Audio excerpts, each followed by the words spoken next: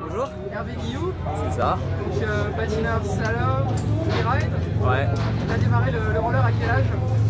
J'ai démarré à 8 ans le roller, donc en 92.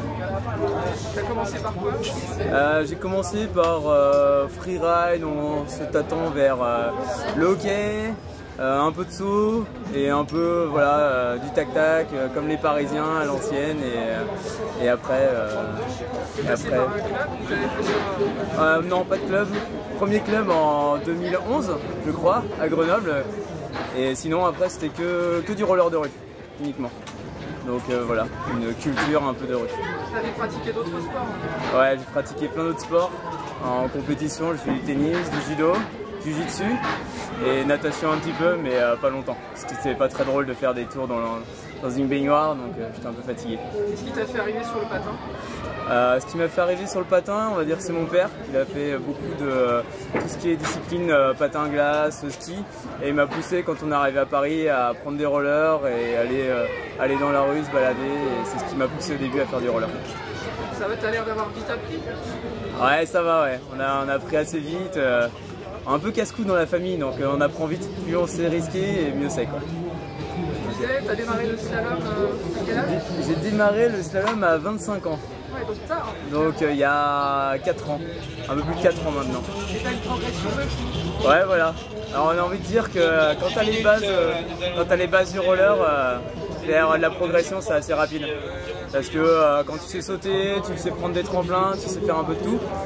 Derrière, pour apprendre à faire des figures un petit peu compliquées, c'est assez facile. Donc au fur et à mesure, j'ai réussi à apprendre et progresser rapidement. Tu disais en 2 mois tu maîtrisais le wheeling? Ouais, en 2 mois je faisais 20 plombs en wheeling, que ce soit à la fois sur le talon, sur la pointe. Et après, les figures deviennent un peu plus compliquées, donc là c'est un peu plus de temps. C'est un plus en mois, années qu'on apprend à faire d'autres figures. Donc là, qu'est-ce qui t'a fait orienter vers le slalom plutôt que vers la course par exemple? La course, j'ai un peu de mal. On va dire que c'est plus le sport que tu peux pratiquer dans la rue. T'as pas besoin d'endroit spécifique, t'as pas besoin d'avoir un encadrement. Tu te mets à un endroit, tu poses tes plots et puis c'est bon, c'est parti, tu t'amuses. Donc voilà. Tu as intégré le Team Seba parce que tu avais des bons résultats en slide?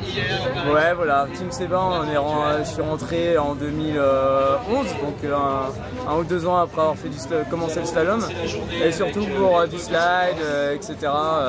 Voilà, plus pour la discipline, pour la multidisciplinarité de mon profil, pas uniquement du slalom, mais maintenant majoritairement slalom. Combien d'heures pour toi par semaine? Combien d'heures d'entraînement?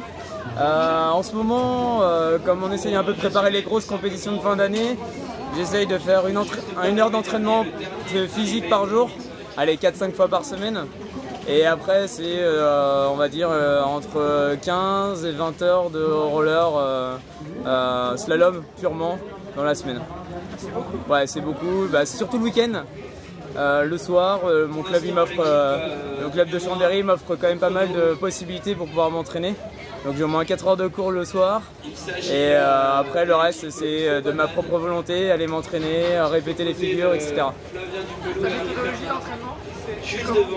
Alors méthodologie d'entraînement, oh là là, ça c'est compliqué.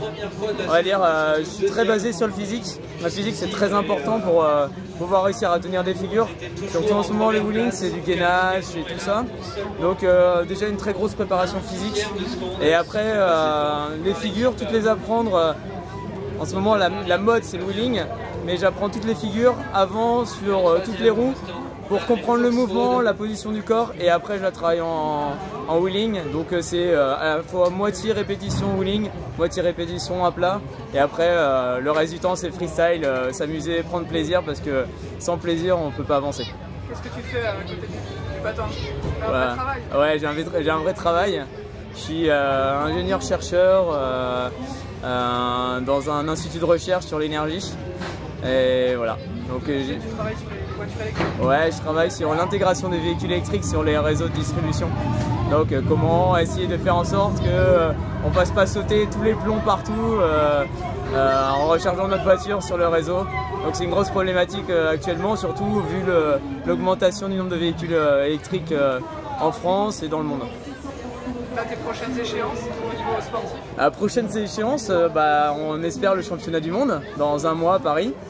Et après ce sera repos, parce que ce sera bien mérité après la saison assez longue qu'on a pu faire entre les déplacements en Chine, Russie, etc. Plus toutes les compétitions internationales, ça commence à être long. Il y a une figure qui te résiste? Il y en a plein qui me résistent. Mais ouais, le 7, c'est-à-dire faire un spin sur une seule roue en passant un plot à chaque fois, c'est la figure qui me résiste, mais je commence à l'avoir. Je vais l'avoir bientôt, c'est sûr. Pour le tour suivant, c'est tout ça dès que... Tu peux nous dire un petit mot pour les patineurs qui auraient envie de se lancer en slalom? Eh bah alors à vous patineurs, moi je vous dis juste venez nous voir parce que vous allez vous prendre plaisir et après n'hésitez pas à nous poser des questions, on est toujours là pour vous aider et ce sera un grand plaisir de vous rencontrer sur les championnats. Voilà. Merci à toi. Merci à toi aussi.